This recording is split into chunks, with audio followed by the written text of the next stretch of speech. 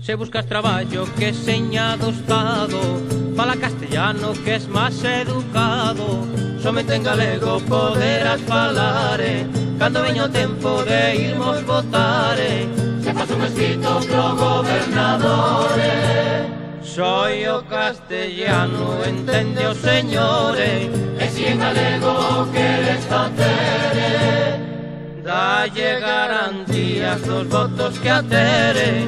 Ai la lelo, ai la lelo, ai la lelo, ai la la, ai la lelo, ai la lelo, ai la lelo, ai la la. O falar galego está moi ben visto, pois tamén o falan algúns ministros. Non é que lles naza, é que lles convene, pra buscar os votos de que nos mantene, e así que consiguen o que les querían. Esquenceulles todo o que prometían, falan castellano por moitas razóns, e o galego queda pra outras eleccións. Ai la lelo, ai la lelo, ai la lelo, ai la la, ai la lelo, ai la lelo, ai la lelo, ai la la. Algún señorito que o fala hoxe en día é por destacarse dunha minoría, son ovellas negras na nosa nación, son os que nos foden cando hai ocasión, a patria galega terá nova vida cando todos falen como a Rosalía, a fala galega a ser a primeira, para que Galicia non seña estranxeira. Ai la lelo, ai la lelo, ai la lelo, ai la la, ai la lelo, ai la lelo, ai la lelo, ai la la. Apagamos os móviles, por favor, veredes como ainda así algún vai soar. Imos dar comenzo esta quinta charla deste 17º ciclo de información sociosanitaria de Outes e as segundas xornadas do programa universitario de maiores aquí en Outes, do cuarto ciclo da USC. Como sempre, antes de comenzar, dar as grazas toda a xente que participa nesta aventura, o Concello de Outes, o Centro Social, o Centro de Saúde, a Sociedade Galega de Gerontoloxía e Pediatría, a USC, como sabedes é o segundo ano, a Disbismur, que é o que nos dá o presente que lle entregamos aos ponentes sempre que veñen a dar unha charla, a Asociación de Discapacitados da Barra de Muros, a Asociación Cultural Terra de Outes, que, como explicaba antes, todas as charlas que damos aquí, Vicente se encarga de gravalas e aparecen en YouTube no de Terra de Outes, na agrupación cultural Terra de Outes. Ali, se queredes ver a charla ou que alguén que quera vela, ali estará colocada esta noite ou ben mañán pola mañá. E a xerencia de xestión integrada da xerencia daqui de Santiago, que nos dá o visto bo ás charlas. Ben, como vedes, o título da charla de hoxe é algo que se sale do que normalmente falamos. Normalmente estamos máis enfocados, ainda que este ciclo é moi social, estamos máis enfocados hacia as cuestións de tipo sanitario. Todo o pouco tempo que temos nas consultas para poder informar a xente, pois aproveitamos estas charlas para informar un poquinho máis a través de un ponente que interpretamos, que saben do tema que van a falar e que nos poden resolver moitas dúbidas. Eu digo sempre que a partir das charlas, eu que teño que preparadas previamente e despois o que pasa na charla, sempre aprendemos moito, non? Para dar unha charla e o que nos interesa, sobre todo o coloquio posterior e as dúbidas que podamos ter sobre o tema que se está tratando, para que os especialistas que veñen a dar a charla pois que nos informen sobre eso. A charla de hoxe, como digo, é Demografía e Futuro da Sociedade Galega. Estaba comentando a empezar que saiu onte unha enquisa onde no ano 2022 morreron 34.000 galegos e só naceron 16.000 e pico. A este ritmo mal imos para facer unha renovación xeracional, pero bueno, ahora nos explicarán sobre este tema. Temos a Antía Pérez Caramés, ela é socióloga na Universidade da Coruña, E temos a Isidro Duber, o Isidro controlo de outra charla que dou aquí, tamén relacionada con temas deste tipo. Ele é profe de Historia da Universidade de Santiago de Compostela. Eu, sin máis, e como xa vamos con un poquinho de retraso, esperemos que non vos quededes co recordo da Guardia Civil, sabes que os pararon antes de vir e por eso empezamos un poquinho máis tarde. Si a multa é grande, a escote, podemos resolver tranquilamente. Moitas grazas, por suposto, a todas e a todos e comenzamos a charla. Bueno, moitas grazas a todas e a todos por estar aquí, moitas grazas a asociacións por ternos invitado a participar neste falaoiro, que realmente vimos a falar de demografía e futuro, non tanto de demografía como da forma na que se ve, da forma na que se vende a demografía ou o conxunto da sociedade galega, sobre todo tratar de explicar por que vemos a realidade, digamos, a demografía, por que a vemos así e non a vemos de outro xeito, non? Por que se nos presenta de unha determinada maneira e non de outra. Eu, por exemplo, falando con Antía, decidimos un pouco que a forma de facer a presentación era que eu, como son historiador, que fale, digamos, poño o antecedente máis histórico, non? do problema, ela, que é socióloga, está máis centrada, digamos, no desenvolvemento das cuestións actuais, que ofreza, digamos, a continuidade ou as variacións daquilo que eu vos poida explicar. Se eu preguntar agora, por exemplo, todos que estamos aquí, non? Pois, cal é a idea que temos da demografía galega? Eu coido que todos temos unha idea previa, non? De cal é o estado da demografía galega. Xa María acaba de decir, é dicir, hai unha serie de datos que aparentemente indican unha realidade en este sentido bastante negra. Realmente nosotros o que facemos o que temos na cabeza cando nos facemos esa idea da demografía, normalmente esas ideas, esa información é fornecida polos medios de comunicación, e os medios de comunicación nestes últimos anos, aproximadamente desde o comezo do século, desde 2000, 2002, veñenos dicindo sistemáticamente que os grandes problemas da demografía en Galicia é o avellentamento da poboación e a caída da fecundidade. A caída da fecundidade non é outra cousa, así, sintéticamente, é dicir, o feito de que as mulleres novas, cando teñen fillos, ao longo da súa vida fértil, cada vez teñen menos fillos. En definitiva, que as mulleres tenden a ter cada vez menos fillos dos que se supón que tiñan en este sentido no pasado. Estes son os dous principais obxectivos informativos, non? Dos medios de comunicación, e normalmente adoitanos a presentar toda estes obxectivos, esta imaxe que se construe da demografía en Galicia, presentando sempre con unha linguaxe non absolutamente terrible, non? É dicir, falan sempre de inverno demográfico, de sangría demográfica, de perdas demográficas, bueno, son unhas visións que, como logo Antía explicará, estas expresións non son inocentes, forman parte de unha visión, non? Do problema que se chama demografía apocalíptica, é dicir, hai unha visión apocalíptica da demografía, que non é un problema, pero que se convirte en un problema porque nos din, en ese sentido, xa digo que é un problema. En ese sentido, eu creo que Antía, que é apaixonada da demografía, e eu que son apaixonado da demografía histórica, e eu das nosas respectivas disciplinas, pois non nos chama moito a atención, non? Esa imaxe que se oferta desde os medios de comunicación e esa imaxe que normalmente partilhamos todos porque estamos inmersos na información que se fai circular. Nosotros o que queríamos explicarles aquí basicamente era como, por qué e para que se creou esa idea, esa visión negativa que comeza a aparecer na demografía, o sea, na vida social galega, na vida cultural galega a partir do ano 2000-2002, porque antes non existe esa visión tan negativa da demografía galega, e se existe, desde logo, non ten nada que ver co avellentamento da poboación nin ca caída da fecundidade, non? É dicir, son esas dúas explicacións prácticamente en este sentido non existe. Interesanos, por tanto, explicarles o noso punto de vista de por que nosotros vemos a realidade como a vemos e por que esa idea tan negativa, non, que vai asociada a eses indicadores demográficos, porque acaba sendo unha idea socialmente compartida, socialmente admitida, socialmente partillada entre todos nós, que prácticamente se nos poñemos a falar do que dimos medios, todos acabamos falando do mesmo e vendo o problema sempre dende o mesmo ángulo. Con isto non quero dicir que os medios de comunicación non sean importantes nunha sociedade democrática, e, sobre todo, son importantes dentro do que é o proceso de socialización, de difusión, de divulgación dos coñecementos científicos. Cando se fala de astronomía, de matemáticas, de navegación ou de demografía, os medios de comunicación xogan un papel importante porque divulgan e difunden, non?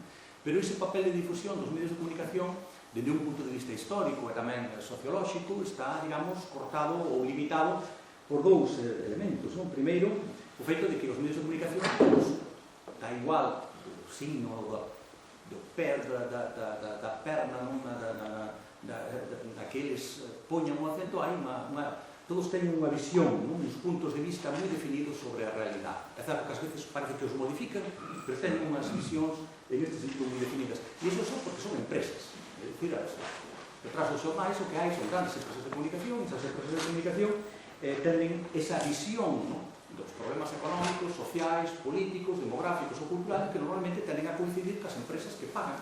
E entón, as empresas que pagan teñen unha perspectiva e os xornais o que fan é respostar en certa medida as ideas das empresas que os financian. Entón, eso condiciona a información que se nos dá da demografía, como tamén condiciona a información que se nos dá da demografía o nivel, a información ou a capacidade de formación que ten o xornalista, que transmite. É dicir, esa persoa que fai de mediadora entre persoas como Antía, como eu, ou outros científicos sociais que traballan ao redor da demografía, que traballan con unha serie de métodos e de fórmulas moi complicadas e que teñen, digamos, esa función de difundir. Entón, esa capacidade de difusión é mellor ou peor en función da súa formación. E normalmente aí coincidimos en que, lamentablemente, o xornalismo galego, as raras excepcións, non é un xornalismo especializado, non estamos en Estados Unidos, como nas películas onde se ve que hai xornalistas especializados en temas moi concretos, é dicir, é un tipo de xornalismo que atende neste sentido a todo tipo de temas, e iso evidentemente condiciona esa falta de personal especializado, sobre todo en cuestións de tipo demográfico, condiciona a imaxe que se nos transmite.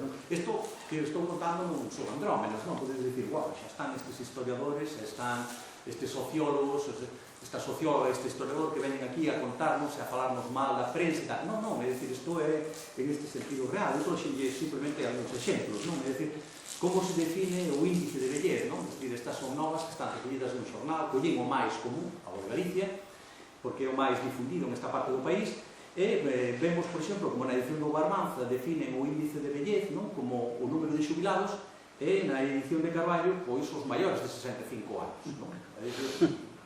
Sí e non, pero é un exemplo de como realmente hai problemas para facer esa transmisión correcta do que en este caso sería o índice de natalidade. Cuestións máis curiosas, como por exemplo, cando se explica a esperanza media de vida das mulleres, é sabido que as mulleres viven máis que os homens, e hai toda unha serie de explicacións de carácter científico, médico, biolóxico, social, que explican o feito de que as mulleres vivan máis que os homens. O que nunca nosotros suspeitamos é que, como contaban na edición de Ourense en 2008, pois que realmente a explicación ni fora social, ni fora médica, ni fora... Non, é simplemente que as mulleres teñen máis estróxenos. E aquí, se teñen máis estróxenos, entón favorecen a protección celular, así que as féminas están protegidas hormonalmente contra o avellentamento. Aquelas mulleres que estades aquí e que vedes que vos ven, que vos din que sodes maiores, evidentemente, segundo este xornalista, non tedes protección hormonal contra o avellentamento. Isto é unha transmisión do que sería explicar o porqué da esperanza vida. Outro exemplo, pois, por exemplo, cando se trata de explicar a relación que hai entre o avellentamento e a emigración e o baixo nivel educativo. Isto é terrible, porque, por exemplo, o que se notina na edición do Carballo é que na zona da Costa da Morte hai un baixo nivel educativo. E dice, e esta idiosincrasia é bien conocida, o sea, eso quer decir que todo o mundo sabe que ali son todos os chalans, os burros, os xentes sin cultura, non? E ese é o principal motivo. Por qué? Pois o principal motivo das ignorancias se debe a que a población envejecida non tuvo tantas oportunidades de acceder a los centros escolares. É dicir, na Costa da Morte a xente non está nada preparada, é moi ignorante, e os máis ignorantes de todos son os vellos. Por que? Porque non estudiaron no seu mundo. É unha forma de presentar a información realmente verdadeiramente sorprendente. E, ademais, cando logo explica por que a xente mira, dice, bueno, a migración dáse nos sectores da pesca, na agricultura, tal. Porque a xente que realmente, cando se puxe a traballar, apacou os niños. Estamos falando de demografía, e entón estáse transmitindo unha imaxe sobre a esperanza de vida das mulleres, estáse transmitindo unha imaxe sobre por que a xente emigra, en onde se están utilizando toda unha serie de tópicos que non son creados en este país, sino que son importados para explicar a nosa realidade demográfica. Ou, por exemplo, é moi curioso cando, por exemplo, se explica non a emigración. Dice, bueno, antes emigrábase cando o hambre e a ausencia de empleo explicaban, máis ou menos sintetizando, podedes ler mentre eu falo, máis ou menos sintetizando o que di esta nova, é que a xente hoxe, cando emigra, non emigra por cuestións de carácter económico-social, senón porque toma unha decisión persoal. Eu agora saio pola porta e como a Guardia Civil meteu unha multa, eu decido emigrar. Entón, un acto libre, un acto voluntario, non hai ningún problema económico e social que vas a decidir a xente emigra porque lle dá unha idea ou porque quer se entreter ou porque quere descubrir o mundo. Pero claro, realmente na diapositiva danse chaves, non? É dicir, é o feito de que os mercados de traballo, no caso de Madrid, de Cataluña e do País Vasco, son moito máis interesantes, págase máis, non? E logo acabas recoñecendo que en Galicia non hai un mercado de traballo especializado para esa xente que emigra e que, evidentemente, cando hai, eses salarios son baixos. Aí xa introduce a variable económica social. Pero hasta aí, realmente, toda unha serie de tópicos que non teñen, se digo, moitos pés en cabeza. E remato con esta imaxe porque é verdadeiramente gloriosa, non? É dicir, é tratar de explicar os efectos positivos do avellentamento. Sempre se nos di que somos unha sociedade avellentada, somos unha sociedade feble, somos unha sociedade atrasada, somos unha sociedade sin iniciativa, todo iso por ser vellos.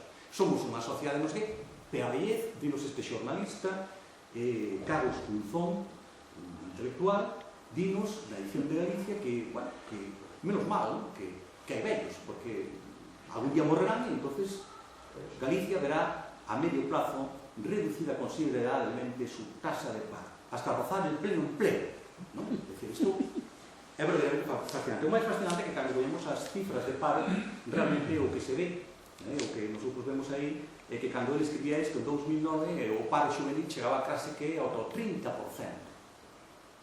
Entonces, e ademais, ese famoso pleno emprego que se iba a dar, en realidad non se dou, porque o paro xuvenil se iba subindo case ata o 50%. Entonces, son estas prediccións, estes xogos que se fan ca información demográfica nos medios de comunicación que nos fornecen dunha visión da realidade demográfica deste país que en realidad non resposta á realidade. E isto é verdadeiramente, para nosotros, xa digo, verdadeiramente fascinante. O que está claro é que a conclusión que nosotros sacamos destas novas, hai miles de exemplos, a conclusión que nosotros sacamos destas novas é que realmente as medios de comunicación, cando menos en Galicia, informan mal sobre as cuestións demográficas. Informan dun xeito interesado, informan dun xeito ideolóxico, informan dun xeito bastante nesgado. E máis, se nosotros collemos os xornais, non? E, por exemplo, seguimos as novas sobre o avellentamento, que eu vos dicía que comenzaba aproximadamente a partir de 2000, 2002, nosotros vemos como esas empresas, non? Empresas mediáticas, empresas informáticas, ou empresas xornalísticas, realmente o que fan son empresas que respostan aos intereses do cliente. E, por exemplo, un dos clientes principais da Voz de Galicia durante moito tempo foi o Partido Popular. E o Partido Popular é un partido que goberna, é un partido que ten unhas políticas específicas e en un determinado momento quer levar adiante unha política demográfica familiar, unha política demográfica social ao redor desa caída da fecundidade, e entón necesita dar conta á sociedade. Entón, o que fai a Voz de Galicia é crear, que é o que está en este gráfico, o que fai é crear unha liña informativa. E esa liña informativa consiste na creación sistemática de toda unha serie de novas sobre o avellentamento. E se vos dades conta aí, hai unha liña, e esa evolución desa liña, é dicir, esa evolución desa liña informativa, esa creación de novas sobre o avellentamento, resposta a unha lógica de carácter político, a unha lógica de carácter económico. Por tanto, cando nosotros estamos dentro do xornal e nos din Galicia envejece, Galicia morre, Galicia patatín, patateiro, resulta que ao final isto é unha alianza que hai entre unha empresa mediática e un partido político que encarga un traballo e ese traballo faise.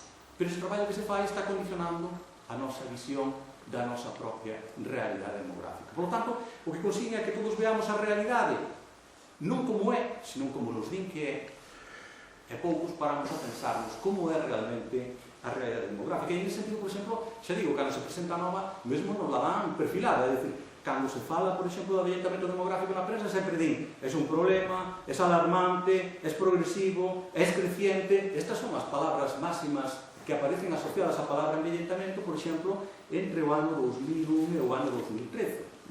É un drama vertiginoso, unha amenaza. Ahora podesme dicir, tú ver, pero entonces están construindo un problema. E eu diría vos, vai que sí.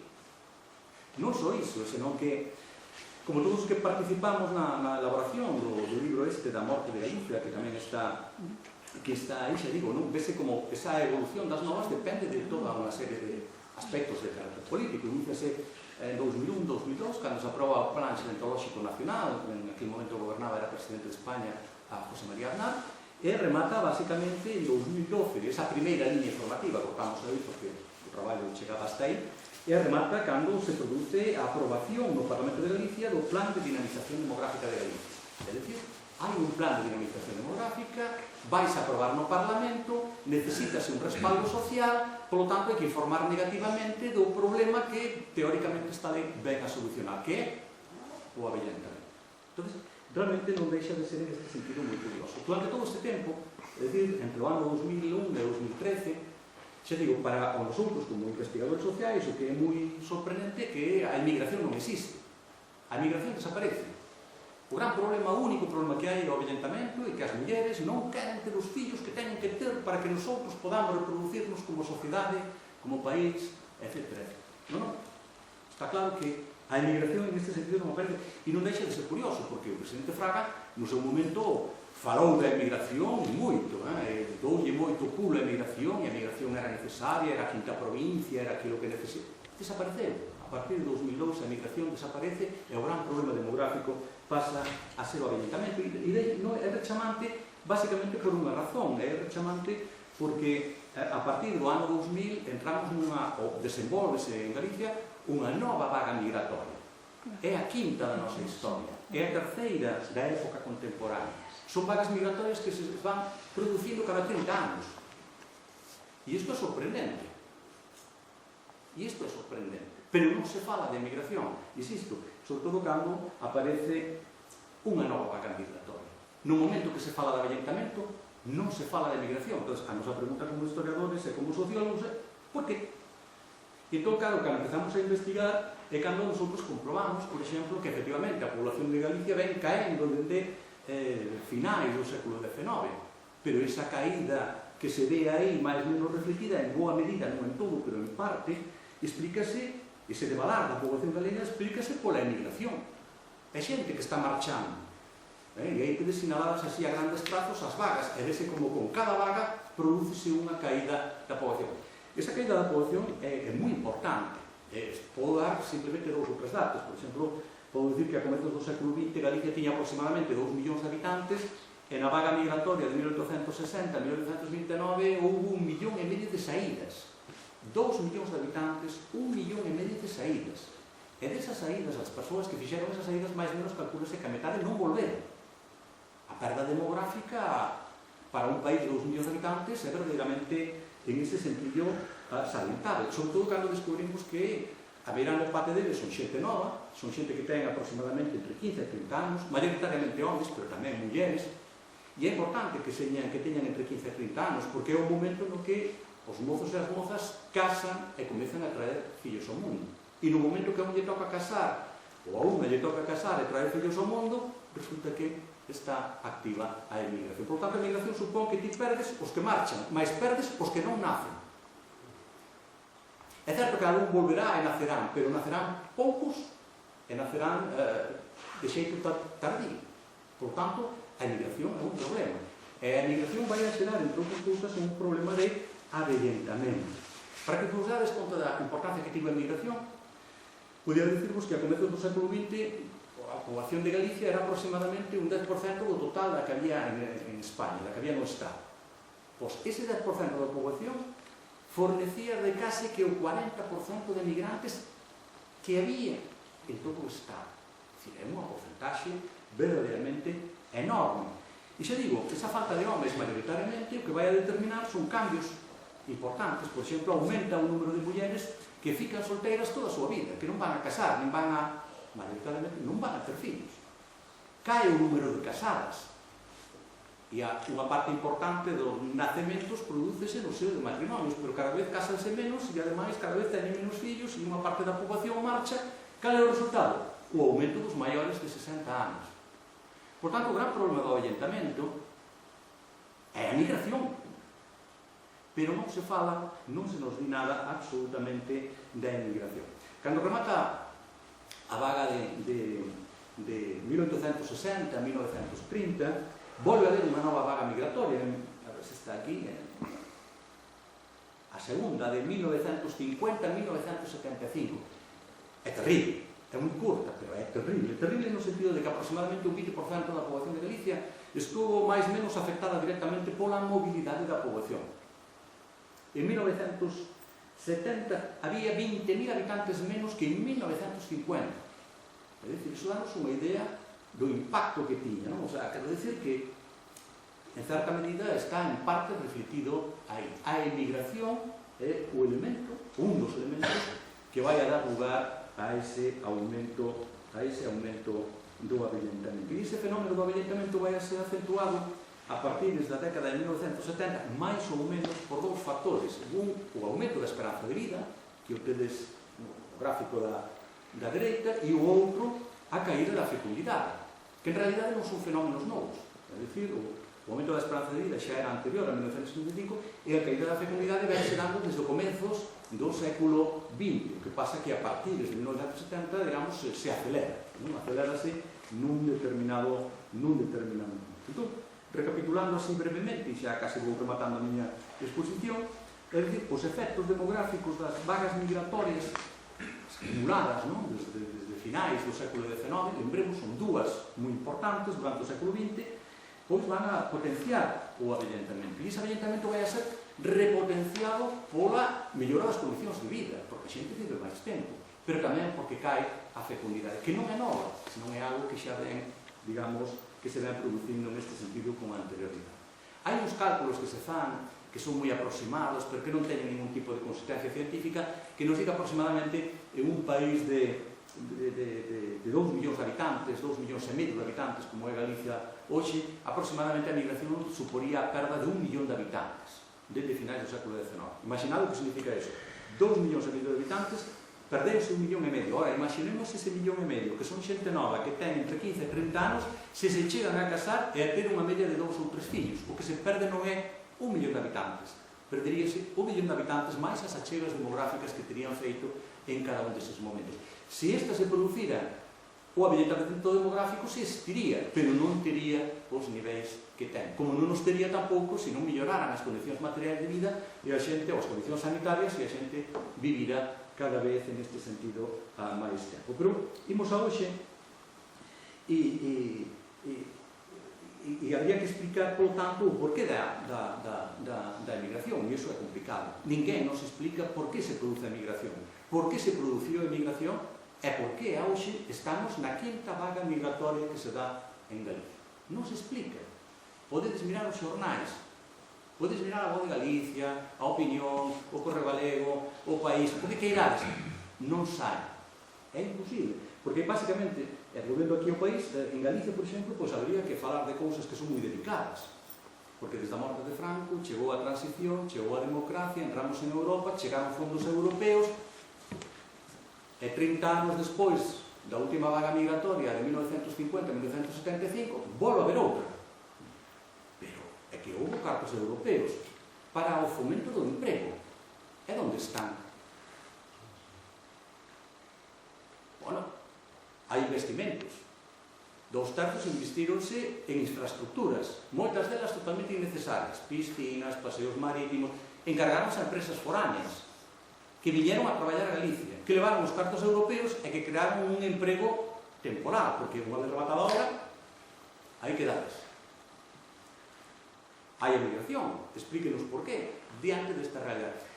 Falar de emigración significa, en definitiva, non falar de demografía, significa realmente falar de economía, significa falar de sociedade, porque a migración non é unha variable demográfica, estrictamente falando, é dicir, a natalidade é algo biolóxico, pero enténdese que ten unha implicación demográfica, a mortalidade, pero a emigración non.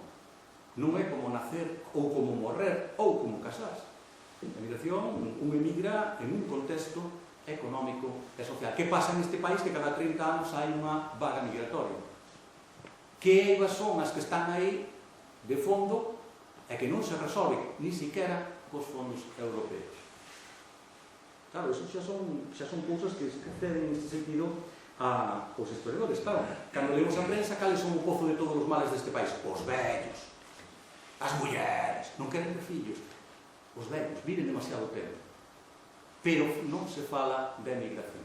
Estamos na quinta onda migratoria. E quizás, pero isto é unha opinión persoal, non se fala de emigración basicamente pois porque é complicado explicar as clases medias, porque sempre emigraron os mesmos, é dicir, as clases populares, laregos, en fin, determinados sectores sociais de Galicia, pero as últimas vagas migratorias reflicten que as clases medias están tocadas tamén pola emigración. E ademais se man de obra moi cualificada. Os traballos de Melchor Fernández que fixo fai anos na Universidade de Santiago demostra que nas vagas migratorias nas últimas unha parte importante é xente con cualificación profesional. Teñen estudios medios, teñen estudios de FP, teñen estudios universitarios e marcha. Por tanto, pertencen a grande parte ás clases medias, senón ás clases medias a esa xente que fixo o esforzo de mandar os fillos á universidade e non poden atopar traballo no país. Como lle explicas a esa xente que os seus fillos están emigrando? É moito máis cómodo tirar de vellos e tirar de mulleres que non queren ter fillos. Pero nunca foi así. É dicir, en este sentido, os medios de comunicación, por exemplo, as élites intelectuais deste país teñen falado moito da emigración. Por exemplo, cando era a vaga migratoria de 1860 a 1930, falábase moito de emigración. Raúl Sotelo Estanquí demostrou a existencia do que se chamaba unha burguesía emigracionista, é dicir, había un sector social que se alimentaba e engordaba as súas contas bancarias, a súa riqueza grazas á emigración dos seus compatriotas e dos seus conveciños, non? E en ese sentido, por exemplo, non podemos esquecer que a aparición do xornal El Faro de Vigo produce en 1853, pero non para informar como xornal, sino para publicitar os, como se chaman, os paquepots, os barcos que levaban emigrantes caravana e cara a Río de Xaneiro ou cara a Argentina. Por tanto, aí se falaba. A Voz de Galicia tamén tuvo unha época na que, bueno, resistiu, se criticou a emigración, pero iso foi aproximadamente ata 1910. En 1910, o xornal A Voz de Galicia convirtese en sociedade anónima e dentro do organigrama administrativo entran os grandes consignatarios de barcos da Coruña que de repente o que din é este xornal o que ten que facer é empezar a publicitar e de repente comeza a aparecer publicidade sistemática na Voz de Galicia en donde se fomenta a emigración. En paralelo, todas as elites intelectuais do momento están falando de emigración e non o ven como algo negativo, porque eles non son afectados, nin os seus fillos son afectados, son os fillos dos outros. E entón eles teñen que dar unha explicación, e a explicación que dan ao comezos do século XX, por exemplo, pois é o feito de que, bueno, emigrar é fruito dunha decisión libre. Se vos dades conta, mirad o que estaba escrito na Voz de Galicia a comezos do século XXI. É o mesmo argumento. A emigración é algo libre, é algo espontáneo, é algo que sae, en este sentido, dos individuos. Só que a comezos do século XX, eses intelectuais dicían que se debía ao atraso. Éramos un país atrasado, e, por lo tanto, como éramos un país atrasado, pues, a xente emigraba. Pero ninguén se obrigaba. Facían libremente. É unha visión do problema realmente como de un mal médico, aquele problema de Xosé María, porque eles poñían a mirada non na enfermedade, non no mal, senón no síntoma, non na febre, senón no suor. Me explico? Se a xente migraba era porque había unha serie de desigualdades económicas e sociais. Esa é a razón básica da emigración. Pero eles decían non, era o atraso. Non se preguntaban quen o creaba, nin quen se beneficiaba dele, era toda unha construcción e unha explicación. De feito, eles chegan a falar da emigración como el mal necesario. Dóenos, pero é necesario. Por que? Porque somos un país atrasado. E iso vaise dicindo desde os medios de comunicación e preséntase como unha imaxe que cubre, non? Que dá unha interpretación da realidade demográfica, pero da realidade social, da realidade económica, da realidade do país. E todo o mundo da época, cando lle preguntabas, respondía con este tipo de esquemas. Logo, houve veu a guerra civil, en fin, chegou a ditadura, e durante a ditadura houve un intento de convertir, non, estas xustificacións ideolóxicas, estas xustificacións de clase, estas xustificacións que daban as elites nunha verdade científica, non? Entón, hai uns intentos, primeiro fora da universidade, logo dentro da universidade, de tratar de converter todo este tipo de explicacións nunha verdade científica. E todos os traballos, por exemplo, que se publican a partir dos anos 60 sempre presentan a emigración como un acto voluntario que fruto do atraso. Hecho, collemos libros de historia e dixe eso, collemos libros de socioloxía e dixe eso, collemos libros de demografía e dixe eso. Ninguén discute esa imaxe xa foi canonizada e, polo tanto, temos que convertila en algo científico, en algo que é irrebatible, non? E en este sentido, como aparece mesmo nos anos 80, por exemplo, na propia universidade, chegou a presentarse esa imaxe da emigración como vencellado ao atraso. En ese sentido, por exemplo, estou me lembrando de José Manuel Leiras, non? Aquela famosa do atraso, é dicir, Galicia é un país atrasado de pequenos labregos onde hai o mundo, como era, un atraso de carácter feudal onde existen os caciques, onde non hai unha burguesía, entonces a xente emigra. Pero José Manuel Leiras decía que lo de que emigrar, o emigrante traiciona o seu país porque marcha, o que tiene que facer é quedar. Pero ao final, cando ele explica, o que está facendo non é máis que coller os argumentos dos católicos sociais desas elites de comezos do século XX, aplicar de modelos matemáticos e darlle forma de verdade. Cando se falou na universidade, por exemplo, da emigración, falouse en tempos de Fraga. En tempos, é dicir, falouse da emigración non porque interesase, estou xa rematando, non porque interesase esa solucionar o problema, non porque interesase científicamente, non porque interesase que os historiadores e os sociólogos lle prestáramos atención, sino porque era un tema de poder. E isto falou un autor que se chama Anxo Bugil, un xornalista que fixe unha tese moi bonita onde demostra que había unha obsesión nos medios de comunicación por falar de emigración, porque a emigración estaba vencellada ás lógicas de poder deste país. O voto na emigración daba diputados para manter maiorías absolutas. Ao redor da emigración creouse a idea de autoidentificación. Que somos os galegos? Somos así, somos tal, temos unha lingua tal, e emigramos. Entón, aí, en ese momento, fálase da emigración. É dicir, porque hai esa vinculación. E en ese momento, cando onde poder estimúlase a investigación sobre a emigración. Creouse un arquivo da migración, crearonse revistas, financiáronse libros, a publicación de monografías, concederonse premios, pero cando nosotros de repente collemos a produción, é dicir, o que se editaba, non? Os libros que se publicaban, e os poñemos nunha gráfica, realmente vemos que cando se produce, non? Para que vexades que non é unha cousa miña, unha andrómena miña, non? É dicir, se nós collemos todos os libros, todos os artigos que se publican e tal cual, realmente cando empezan a publicarse sistemáticamente sobre a emigración, que como vedes é un problema que está presente na historia de Galicia prácticamente durante toda a súa historia. Pois a partir do ano 86-90 que cando se produce a chegada do Manuel Fraga ao poder e de repente a emigración entra nunha lógica de poder. E hai que ir a buscar os fillos dos emigrantes, traerlos aquí, el voto, el non sei que, el patatín, el patatero, hai que darlle unha cobertura científica, hai que financiar a investigación, hai que facer isto, hai que facer aquilo, pero realmente eu non me estou inventando nada, é dicir, os datos que me dá o propio arquivo da migración do Consello da Cultura Galega venme a dicir que a investigación sistemática sobre o problema prodúcese a partir de finais dos anos 80, cando realmente o problema está presente na nosa historia, na nosa vida social, na nosa vida económica, na nosa vida familiar, na nosa vida afectiva, dende a integrar. E quen ten a culpa de que sexamos un país atrasado? Eu. E algúns de vosotros que sodes vellos. E vellas. Con vello. Eses son os culpables. E logo, mulleres. Porque non queren ter fillos. E volvemos a dicir, esa é a forma na que nos presentan o problema e sobre esa forma pretenden que nosotros falemos do futuro do país. Claro, falar do futuro do país para nosotros é falar do orientamento, é falar da caída da fecundidade, falar dos mecanismos que a correxirían, salarios, conciliación, estabilidade laboral. Sería falar tamén de emigración, por que marchan, e poñer remedio aos elementos e as circunstancias que fan que se vayan. Sería, en definitiva, non falar de demografía, sino daqueles aspectos que inciden directamente sobre a demografía. En ese sentido, Antía sabe moito máis que a mí, paso a palabra e era vai a facer un relatorio insuperable desta segunda parte. Bueno, se vos así, cos expectativas tan altas, só podo fracasar.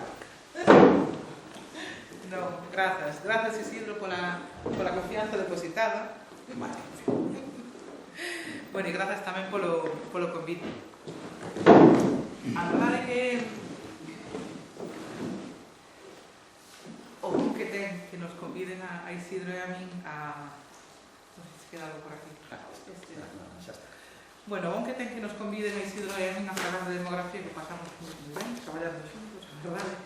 E ademais diso é que, como ides vendo, non, a cuestión demográfica, a marxe dos datos, non, que efectivamente está aí, que bueno, se pode presentar de unha ou de outra maneira, non?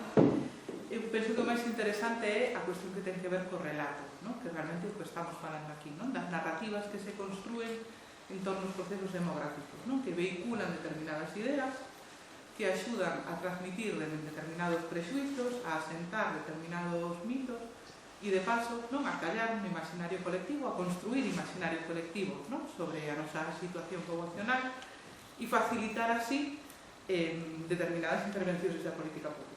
¿No? Esa é un pouco a idea dos relatos en xeral, sobre todo, non só sobre a demografía, vaya, ¿no?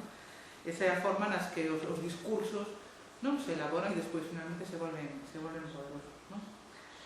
Entón, digamos que efectivamente a nosa intervención ten menos que ver cos datos e máis que ver co relato, e nese elemento do relato, retomando un pouco onde deixou a súa parte Isidro, en esa especie de ausencia da emigración, ¿no? como fenómeno de interese colectivo, pero que, sin embargo, se volve un elemento central, non? do poder fraguear, non? Desde os anos 80, o que é realmente curioso desde o punto de vista da fría estatística é que é o momento no que precisamente hai menos emigración.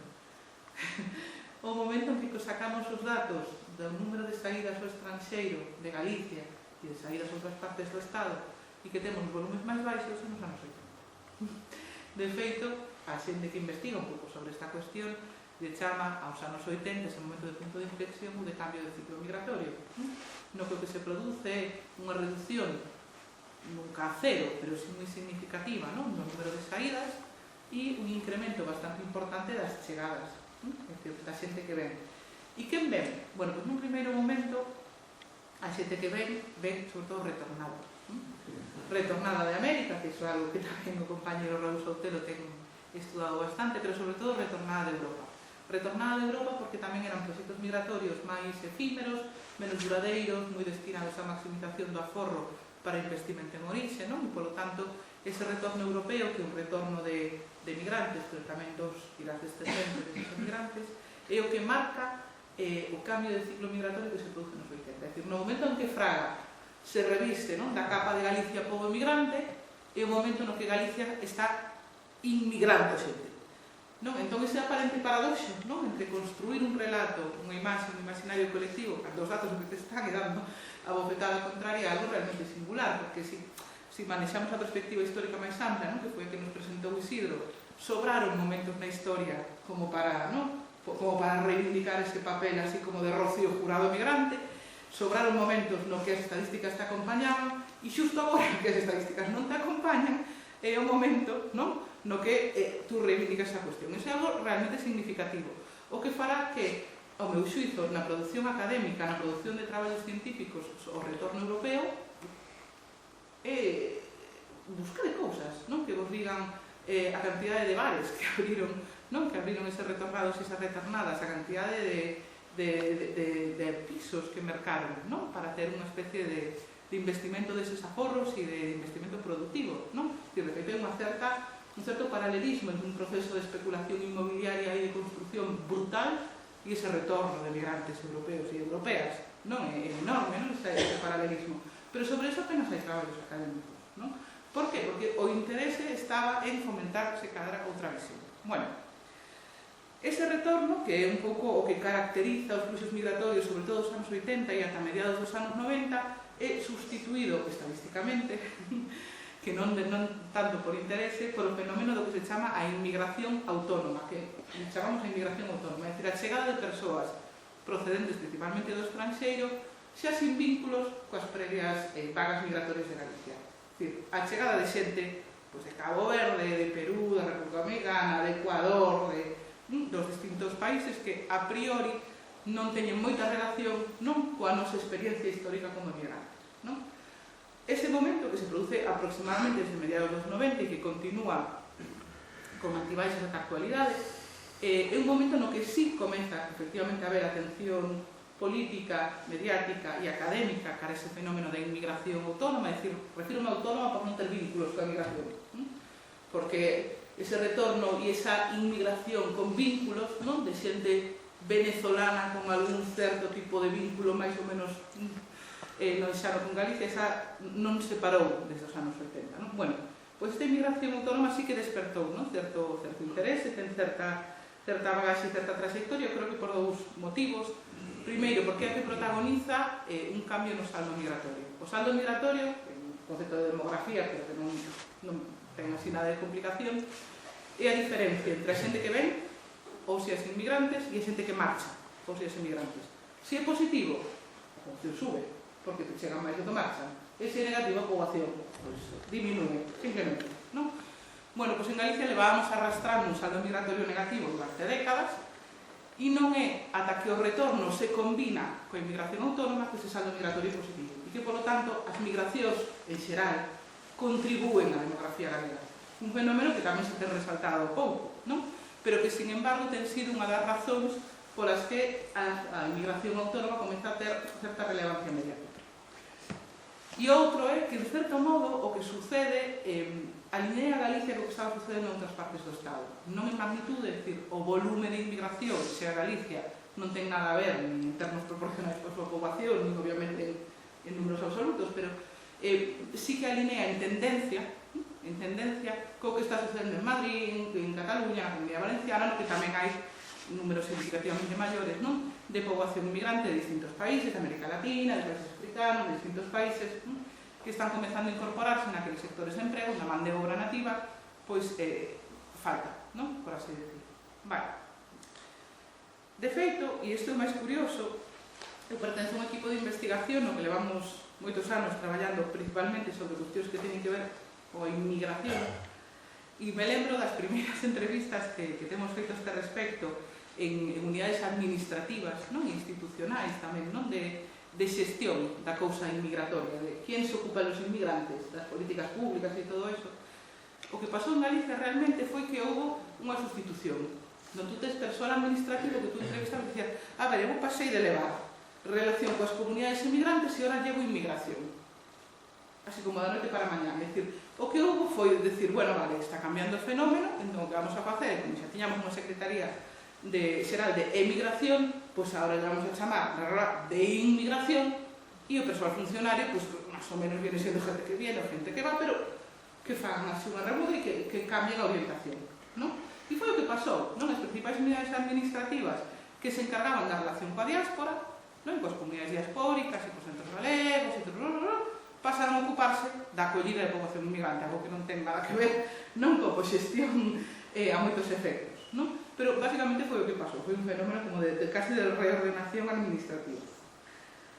E en paralelo, obviamente, as comunidades diaspóricas tamén comezaban a esmorecer non só desde o punto de vista do interese mediático, académico, sino se cada tamén un pouco político. É dicir, políticamente non me deixaron interesar, tamén houve certas reformas, da maneira en que se votaba no estranxeiro, e, por lo tanto, deixou de ser un voto tan significativo, importante, incluso tan maleable, como foi en outros períodos, e, polo tanto, tiña menos interés, os centros galegos esmorecían, as xuntas directivas non tiñan renovación, e, polo tanto, aquilo da diáspora, pois, tampouco tiña así moito máis a que. É dicir, o tropo da emigración, e o tropo de vincular un lamento colectivo como pobo co fenómeno da emigración desaparece, ao meu xuízo, para ser sustituído polos dous que xa comentou Isidro, polo tropo do envellecemento e polo tropo da caída da natalidade. Entón voume centrar un pouco nestes dous, porque entendo que son os que dominan. Bueno, en relación con envellecemento, pois, obviamente, se convirte un pouco no eixo central en torno ao que xira unha interpretación profundamente pesimista e alarmista da poboación galega, que elude varias das características que ten o envellecemento como fenómeno e que calquera que teña unha mínima noción de demografía sabe. O primeiro é que é un proceso inexorable, irremediable e que non ten volta atrás. Calquer demógrafo ou demografía que sexa de medio pelo sabe isto. E sabe que no momento en que unha sociedade embellece, o envellecemento se pode ralentizar, pero que non ten marcha atrás. Por qué? Porque o envellecemento é consecuencia de un fenómeno demográfico que todo o mundo tamén sabemos, porque en demografía só temos unha teoría, basicamente, unha disciplina así, se vos queredes meter a ela, non hai que chapar moito, non? Só ten unha teoría, que é a teoría da transición demográfica, non? Que é a que nos di que pasamos un réxime demográfico antigo a un moderno. E que quere decir isto? Bueno, pues isto quere decir que ese proceso de tránsito, non, das circunstancias en que nos reproducimos como sociedades humanas cambia radicalmente e dá ás poboacións actuais ou ás poboacións contemporáneas ou ás poboacións que transicionamos unha serie de características que son moi significativas. Vou decir de outra maneira. Históricamente, e na que eu non sei moito de historia, pero me dá a impresión de que isto é así. As poboacións sempre tuvemos dous afáns colectivos que, aínda que nunca nos sentamos colectivamente a decidir se estábamos de acordo disto, no fondo todo o mundo tiña isto consensual. E o primeiro dos afáns colectivos era o control da mortalidade. ¿Sí? Tiñamos un afán común en intentar controlar as principais causas de mortalidade, particularmente aquelas que parecían máis evitables, en dotar non de ferramentas, digamos, colectivas, como acceso a sanidade, recursos, para que as poboacións non morreran tanto e tamén para que os cativos e as cativas non morreran de tan pequenos. É dicir, a cantidade de esforzo humano, non, que se pudera medir de alguma maneira, investido en controlar a mortalidade é enorme. Enorme. Por qué? Pois porque o que queríamos é que sobrevivir, vivir máis e que a nosa descendencia vivise máis. Bueno, pois eso se conseguiu. Non vou a contar como, tampouco vamos a facer aquí epopeia do asunto, non? Pero conseguiuse. E que o que pasa? Que agora a xente, é dicir, as mulleres, podemos ter descendencia, e isto é profundamente revolucionario, podemos ter descendencia tendo a total seguridade, unha seguridade moi elevada, que non che dá ningún banco, desde logo, de que a tua descendencia te vai a sobrevivir. Sí? Que non só te vai a sobrevivir, sino que ademais vai a vivir a idades moi avanzadas.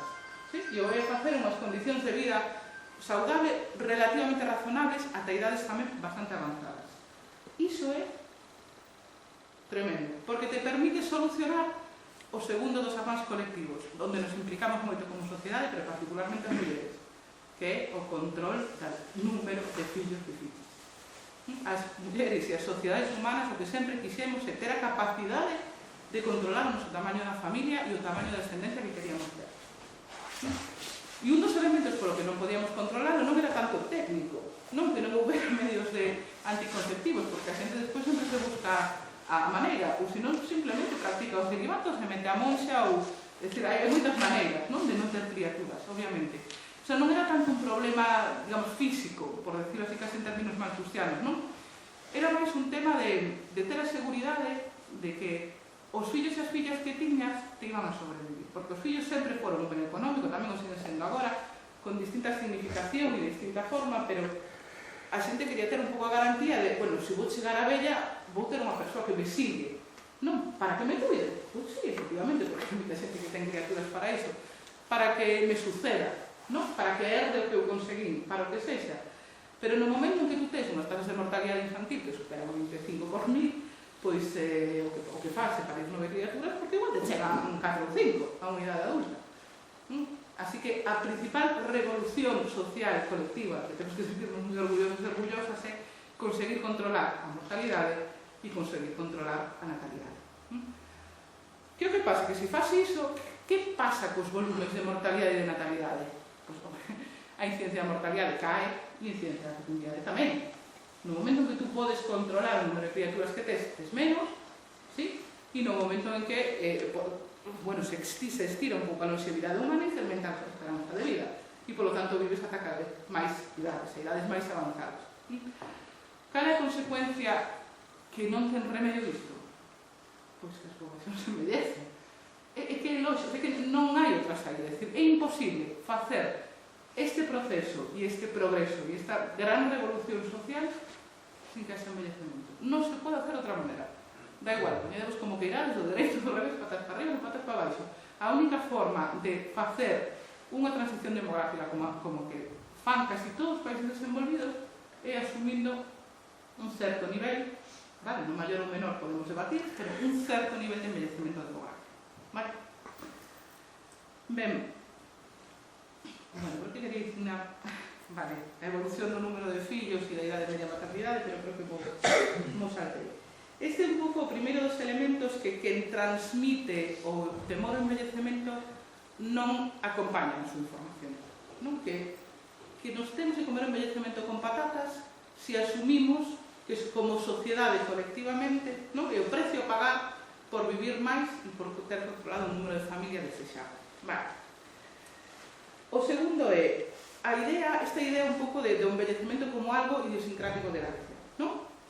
Da singularidade galega en relación co envellecemento. Bueno, podense mirar certos indicadores, dicir que Galicia está máis ou está menos, pero o certo é que todos os países occidentais que atravesaron a transición demográfica son países envellecidos. Un pouco máis, un pouco menos, bueno, pues, en fin, casi un pouco máis circunstancial, pero non é unha singularidade galega.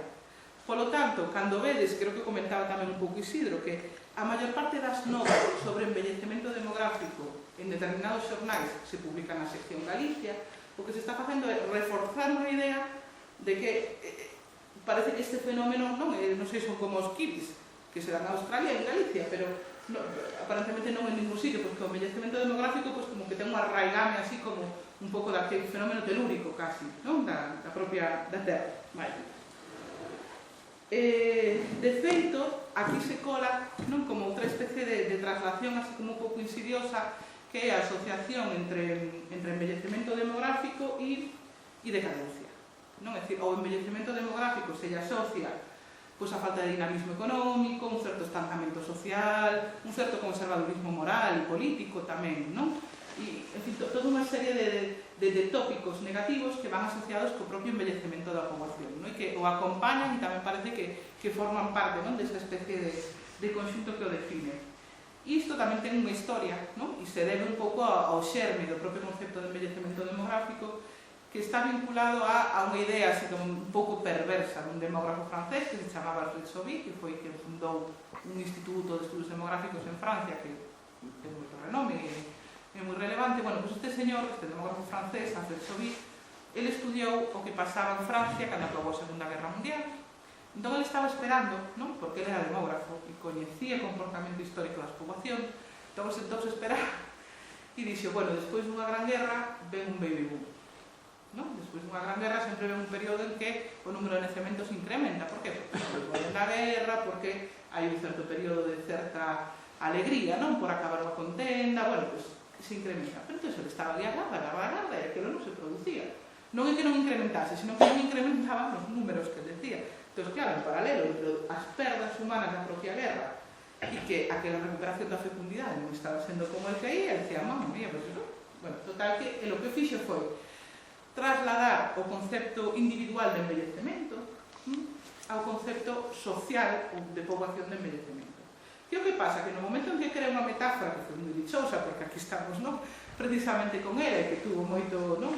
Moito recorrido, o problema é que cando fixo eso, tamén o que fixo foi arrastrar toda a serie de tópicos e prexuizos que de mandoidadismo asociamos á vellez individual, como a decadencia, a falta de vigor, falta de enerxía, non? Asocialos ao comportamento demográfico.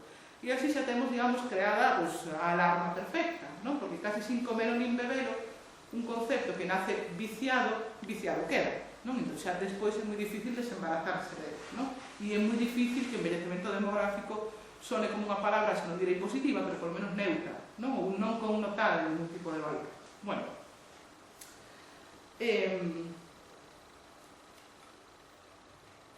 o terceiro punto, o terceiro elemento que nos fala do envellecemento como un problema, non só comentar, é que esta difusión do temor polo envellecemento se inscribe nunha corrente de preocupación demográfica e de xerar alarmismo coas cuestións que teñen que ver coa poboación que non é nova.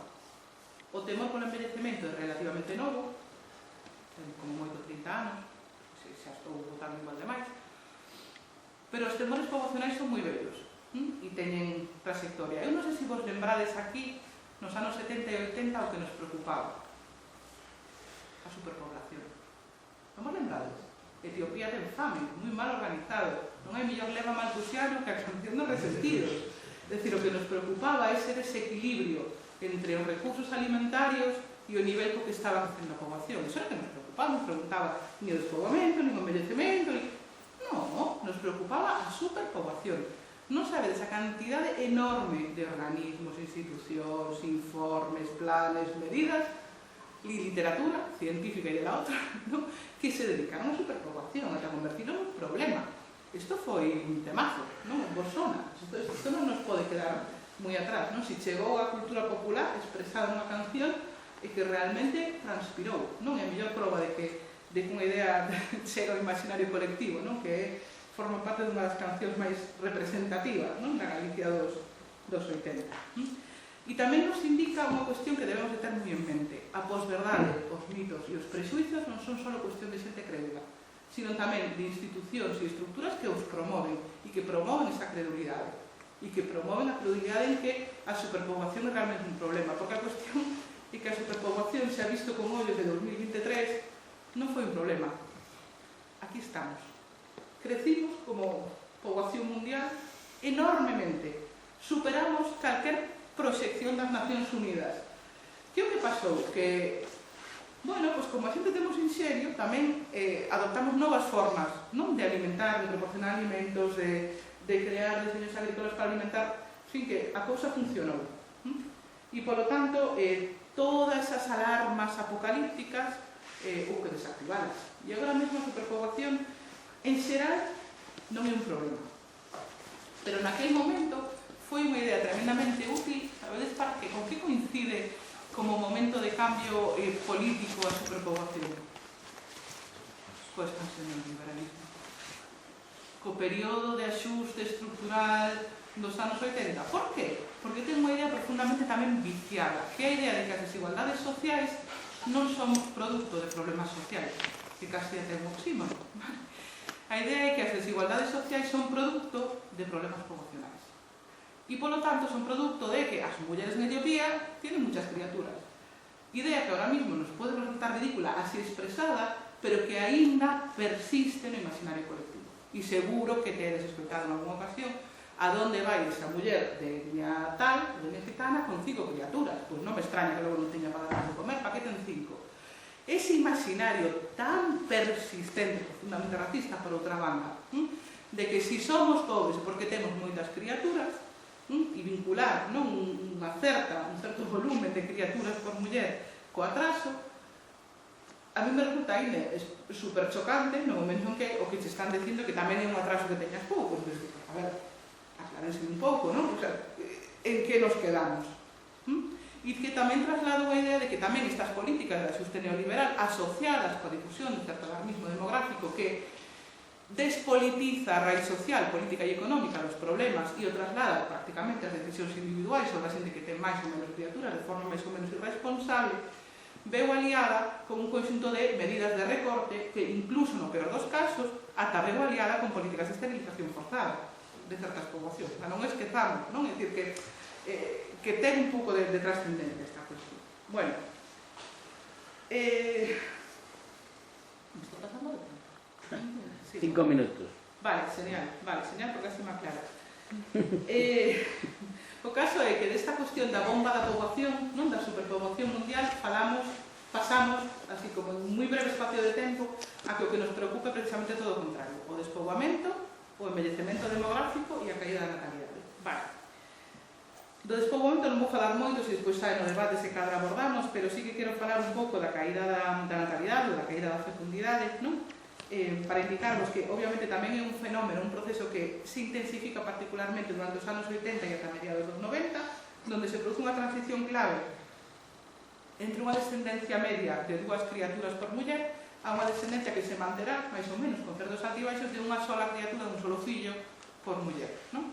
E que a pesar de que efectivamente sí que sigue pingando, non, esa caída da fecundidade, pouco se vai a baixar dela, non? E máis ou menos vamos estar en un nivel mantido en torno a unha criatura por muller.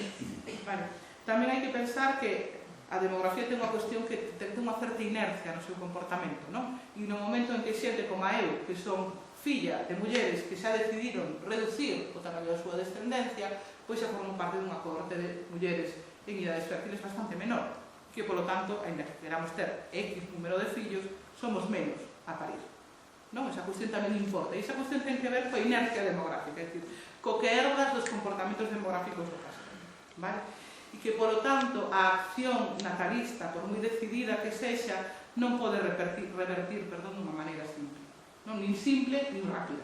Non? É irrealista. E tamén calquer demógrafo de medio pelo tamén o sabe. Vale?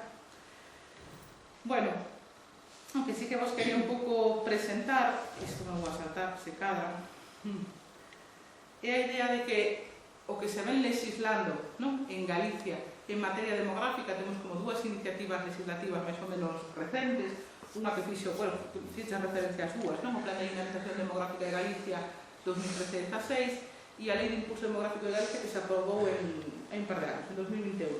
Son principalmente un conxunto de medidas con orientación efectivamente de corte bastante natalista, que entenden que o foco do problema volve a estar efectivamente na natalidade, obviando que precisamente a principal achega demográfica de Galicia non ven da natalidade, nin é probable que veña, sino que ven das migracións, non?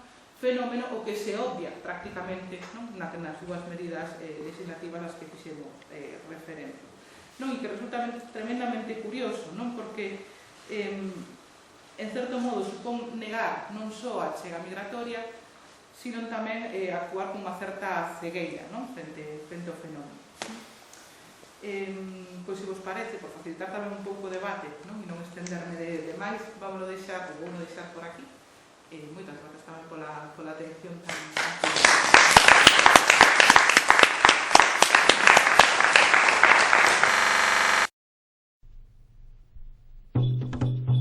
Xantiño marchou a vila consultar co abogado.